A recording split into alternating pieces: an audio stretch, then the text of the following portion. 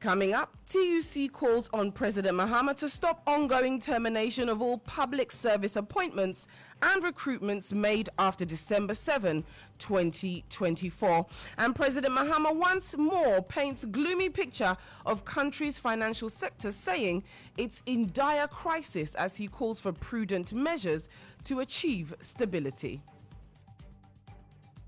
Ghana's financial sector is in crisis, and the task ahead demands experience, foresight, and decisive leadership. With Dr. Isiama heading the Bank of Ghana, I am confident that we will rebuild trust in the institution, will restore stability, and put our economy back on a path of sustained growth. And later, human rights lawyer urges parents of 5-year-old leprosy survivor denied access to school to seek legal redress. Perhaps a recourse to the courts, which would be the Human Rights Court. The High Court has a Human Rights Division where, they could pursue an action against the school. But I think also that recourse to be had to the Ghana Education Service.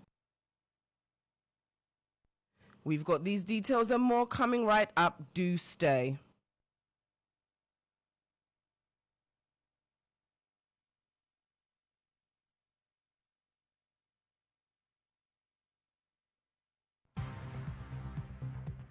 Starr News is coming to you live on Ultimate 106.9 FM in Kumasi, Empire 102.7 FM in Takrady, Zeps 95.9 FM in Zebila, Nissim 100.1 FM in Lamshao, MyStar Radio in the USA, also live on Facebook on Starr 103.5 FM and on starfm.com.gh around the world. This is Starr 103.5 FM. Starr News. Informed, in-depth, in touch. You're still tuned into the Starr Breakfast News with me, Nanama Acquah.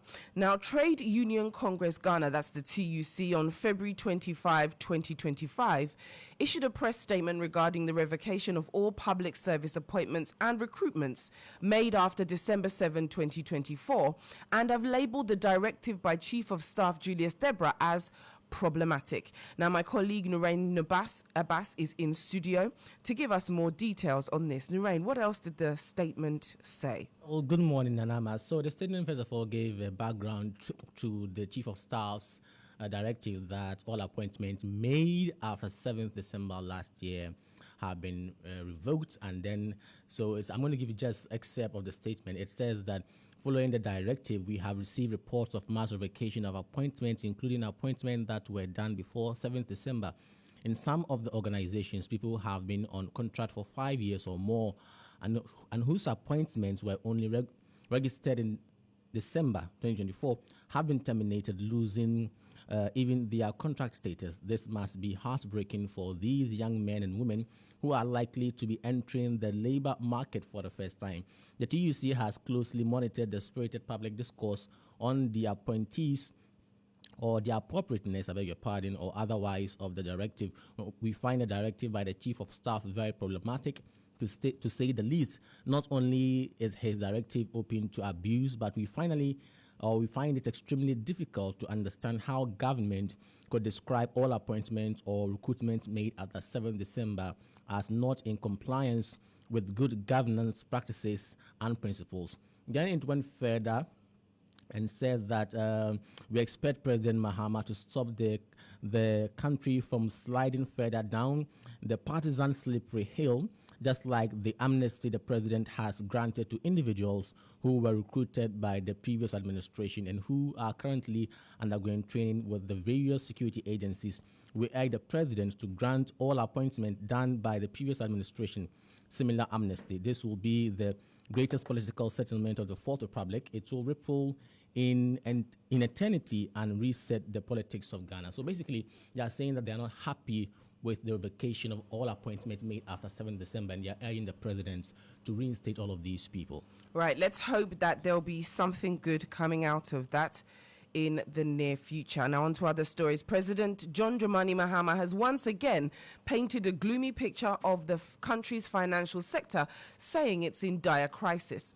Now, according to him, there's the need for prudent measures to ensure things don't get out of hand. Speaking during a swearing-in ceremony of new governors of the Bank of Ghana, slammed the then handlers of the economy for presiding over the mess the country finds itself in. Our presidential affairs correspondent Abdul Hanan Adam has more in the following report. Dr. Johnson Isiama has officially taken over as governor of the Bank of Ghana, succeeding Dr. Ernest Addison, who proceeded on leave on February 3 ahead of his official retirement on March 28, 2025, after serving from 2017 to 2025. After swearing in of the new governor and his deputy, Mumuni Zakaria, President John Dramani Mahama urged them to uphold sound financial management, stressing that their responsibilities goes beyond technical execution to influencing national financial stability and restoring public trust. Ghana's financial sector is in crisis, and the task ahead demands experience, foresight, and decisive leadership. With Dr. Isiama heading the Bank of Ghana, I am confident that we will rebuild trust in the institution, will restore stability, and put our economy back on a path of sustained growth. I entrust him with this responsibility, knowing that he will serve with diligence and excellence. President Mahama also expressed confidence that Dr. Isiama would bring fresh energy and innovative solutions to the financial sector, particularly in addressing the challenges left in the wake of the banking sector cleanup and liquidity crisis under the previous MPP administration.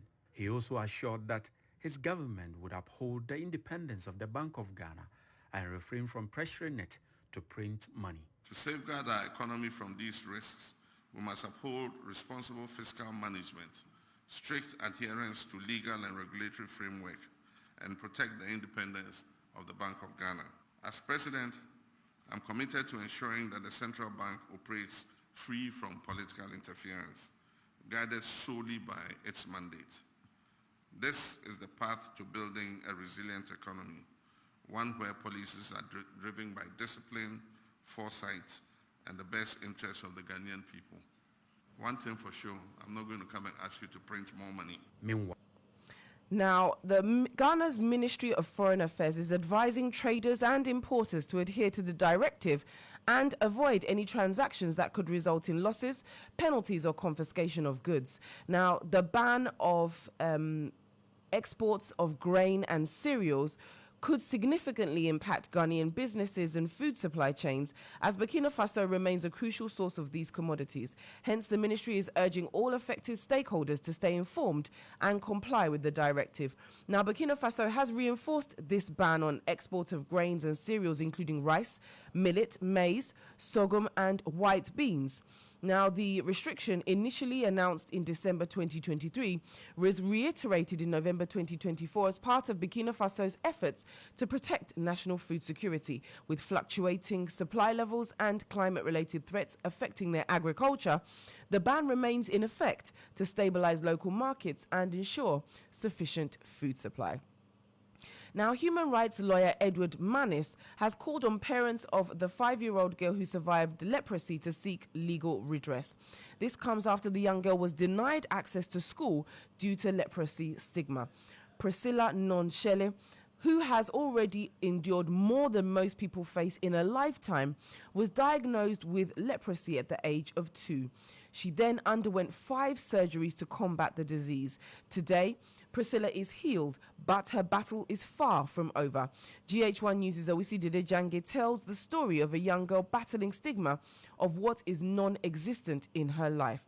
There's more in the following report. I want to be a teacher. You want to be a teacher? Okay. Why do you want to be a teacher? Do you know why you want to be a teacher? Yes. Why do you want to be a teacher? I want to go to school. I brought the girl up beside me and I said, this girl is going to suffer. Not knowing that a week later, the suffering started. You know, it's not fair. It's discrimination. Discrimination And I don't want that. This child is a child of God. She deserves to be taken care of. Full of energy and dreams, Priscilla aspires to become a teacher.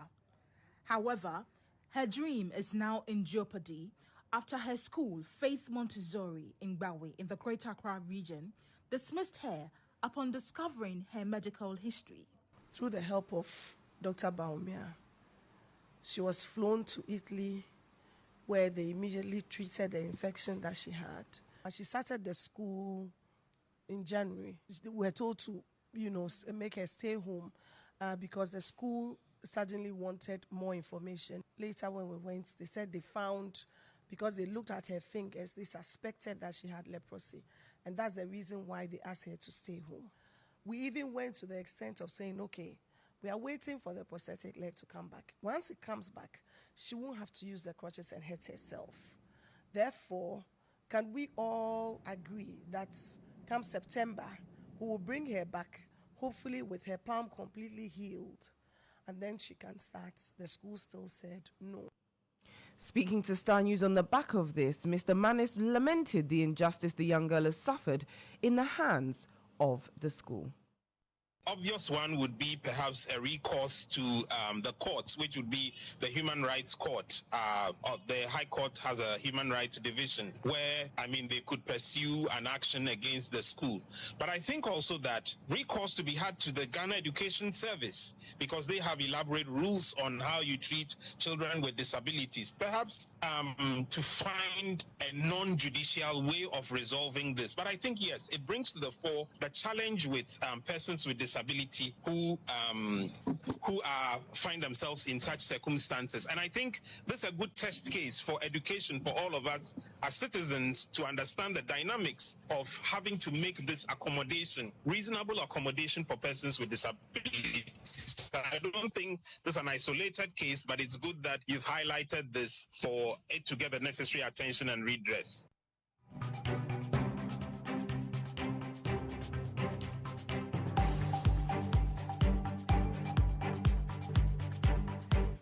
Thank you for tuning into the Star Breakfast News. That's what we have for you this morning. For more news updates, log on to starfm.com.gh.